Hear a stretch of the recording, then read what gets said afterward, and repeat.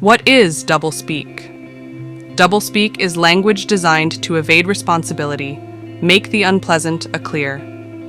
Pleasant. The unattractive appear attractive. Basically, it's language that pretends to communicate, but really doesn't. It is language designed to mislead while pretending not to. Is it done consciously? Oh yes, very consciously. Doublespeak is not a slip of the tongue or mistaken use of language. It is exactly the opposite. It is language used by people who are very intelligent and very sophisticated in the use of language and know that you can do an awful lot better with language. Who's the worst offender? In sheer bulk? Yes. Sheer numbers of examples? The government. If we count government from the local level all the way up to the federal level, I had to stop writing the chapter on government doublespeak. It was going to take over the whole book.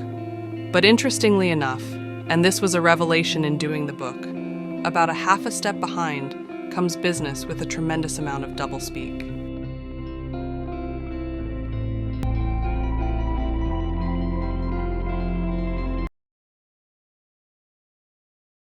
Thanks for tuning in. Remember to hit the subscribe button, give us a thumbs up, and drop a comment below.